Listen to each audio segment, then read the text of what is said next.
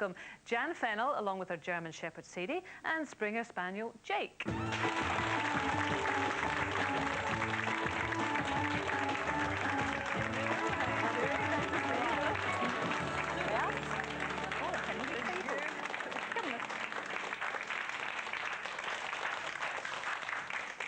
Oh, we're having a doggy day today, so we are. Now listen, Jan, you're under a lot of pressure here because these dogs, Sadie and Jake, have got to be impeccably behaved with your reputation. Have they ever let you down in public? No, because you see, they're not perfect. I don't want them to be. I want to be what they are, which is canines. Right now, they've come in here and thought, where are we? And I'm going to let them decide for themselves that it's okay. I'm not going to tell them to lay down or anything like that. Let them have a look around. That's fine. They're inquisitive. But they're not badly behaved. All they're going to do is, and then they'll decide to lay down when they're ready, when they've taken it all in. Because I met them upstairs, and yourself goes up in the dressing rooms, and it's amazing how quickly they respond to you. I mean, Jake, Sadie, and they just completely, you know. Because the whole thing makes sense to them. You see, I'm their leader of their choosing, not because I own them, therefore I bully them, not because I insist on them doing my will. It's not like that. I give them every reason to believe in me. Right. And they do that. Now, this is all this great doggy psychology, which we're going to get into. No, it's not. It's a language, communication. It's just a language. It's not even psychology, Kay. All it is language. We'll use in English. Now, look, what happens? She's made one decision. You see, you don't have to just give them orders all the time. They'll make the right decision as she has. But then how did you start to understand their language? Well, it was quite honestly, it was a case of, I saw Monty Roberts, you know, the horse whisperer. The horse whisperer, And there he was, communicating, these horses doing exactly what he wanted, calm, happy. I thought, I want into this. So what I did was go away, and I studied canines in the wild, which was wolves, dingoes, wild dogs, and instead of putting my human emotions onto them, I cleared the decks, and I thought, what's important to the canine? Feeling safe. You see what I mean? This has just proved a point. Yeah, I didn't have to say anything. They've just sussed it out. Okay, that's cool. You know? Now, they took what's priority to them. Food, feeling safe, and that's it. They don't care about anything else. What prompted you into this in the first place? I know you met Monty Roberts, but prior to that you had another wee dog of your own, didn't you? That's right, Purdy, yes. I mean, she was a sweetie little thing, and she was a rescue dog. But what happened was, we got her home, and she seemed to be over the top crazy. You know, she was always leaping around. Oh, she put my son through a glass door. Then she bit my daughter. She was only a baby. And the family was saying, she's a wrong one, put her down. And I'd use the old-fashioned obedience with her. And it worked before with my Border Collie, and I couldn't understand why it hadn't worked. And in those days, I said the great words, I'll never have another dog. I did, I said this. Anyway. You've got 7 now, is that right? No, 13.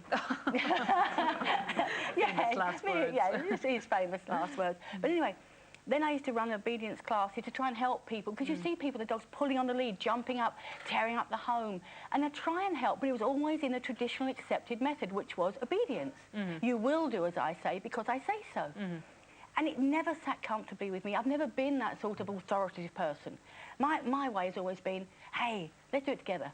Isn't it a good idea? Let's have fun. Yeah, I didn't train my kids.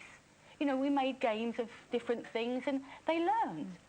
And I didn't know how to go about it in the right way until I saw Monty with the horses. Actually, I was with him yesterday. It was fantastic. And, you know, there it was. And I thought, if you can work with horses like this, you've got to be able to work with dogs. Took a lot of research on my part. Well, listen, Jen, let's talk about practical applications, because your second book here is about applying your philosophy. That's right. You know, when you get a new dog, or also if you've got a dog that's got problems. And we've got a couple of clips here which I think will help us illustrate it. Now, the first one is Zach, who's a German Shepherd dog, who hates police uniforms, and unfortunately his owner was a copper. That's right. A bit of a problem. So let's have a wee look at Zach. Zach, give up. In, Zach. Yeah, as you can see, he's not right. Hello, hey. Hey, come on. Now, is he reacting like that to your uniform or to me? To uniform. It's the uniform. If you want to go along behind me, then you'll see he's just wanting to get out at way. Yeah, and he can't get it back. And he can't get it back at settee, and that's what he's after doing. He's just getting out at way. He's just wanting out at way. He's going really low, isn't he? Yeah. It's careful. See, that's the reaction to you, is that one. Yeah, he doesn't like me, does he? Apart from the barking, he's like pretending not to be here, isn't he? Yeah, he thinks if he goes any lower, look, he's trying to get it back to there now. Not a happy bunny at all. No, you see, What was going through Zach's head? What he was thinking was, I don't like this. I want to put as much distance between that and myself as possible. Right. And, you know, German Shepherd, traditionally seen as an aggressive dog. And if you see a dog behaving like that, you've got this fear. And out of fear comes the aggression. Right. Now, if you look at her face, there's no fear. She knows where she stands. She has nothing to fear because I'm her leader of her choosing, and I make decisions. Right, now this is something that I know that is very kind of core to your whole philosophy about who is the leader. Explain why that's so important. It's important because if a dog is decision-making, in our society, it's potentially dangerous. Because, you know, we can say the light-hearted stuff of the dog believing its leader pulling on the lead, straightforward. You know, where should the leader be but up front?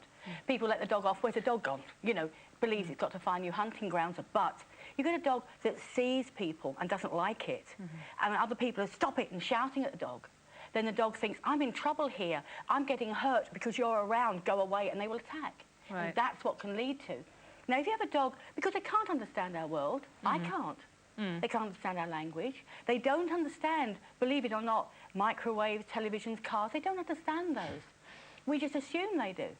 So when you cut all of that out and you say, OK, what do you understand? Hierarchy. They know that to cooperate with a leader, but the leader they have to choose. You cannot bully somebody into accepting you as leader. Right. You look at slaves. And you have got to be leader. The owner has to be the leader. But you must have them elect you into that. You cannot force your will. So what did you do in Zach's case then? In Zach's case, what we did, I said to him, right, let's have we got the change of relationship. When you come in, you ignore the dog till the dog settles down, then call it to you, showing that you can come and go, and the dog must take that, and then come when it's called nicely. When people came to the door, thank the dog, don't shout. When she barks to let me know somebody, I say, good girl. She knows she's done her part. Right. Thank her. It's a subtlety. It's many, many subtle things that change the dog's mind. Right. And when you do that successfully, the dog can give up this awful decision-making and fear. Right. And that's what happened with Zach. We've got another example, which is a fascinating one. You could talk us through this one, Jan. This is Charlie the Spaniel, who has developed a habit for some reason of, well, he's scared of his own shadow, literally. That's right. He sort of licks the walls and stuff. Let's have a look at Charlie. Now, Charlie here, this will obviously start off as a game. Somebody saw the dog licking and doing that and made something of it. Now, it's very easy with a dog to make something of nothing. If anybody's got a dog, go over and just scratch a piece of the carpet. Before long, the dog will say, what's that, what's that? So if a dog does that and you say, stop it, the dog becomes more and more and more neurotic. Add to that, a dog that believes its leader and cannot cope with its leadership.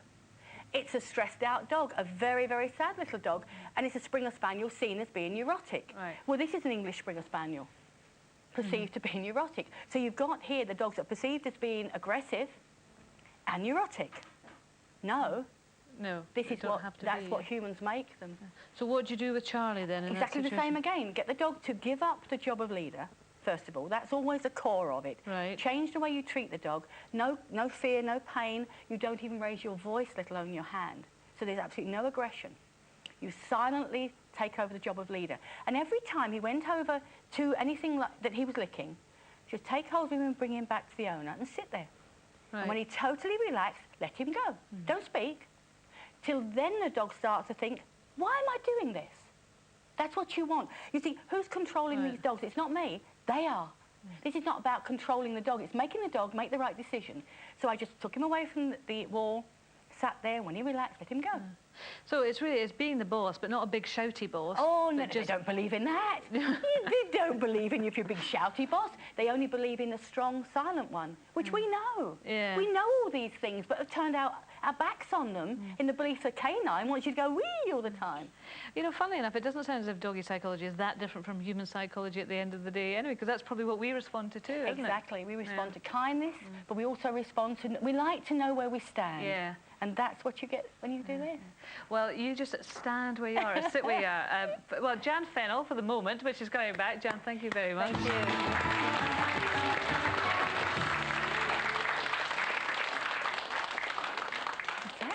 Jan is sticking with us because she's going to take your calls into phone-in. So if you've got a badly behaved beagle or a disobedient Doberman, give us a call on the usual number, 020 5000, or you can email us at openhouse@channel5.co.uk. And we'll be dealing with all of your pet hates at the end of the programme.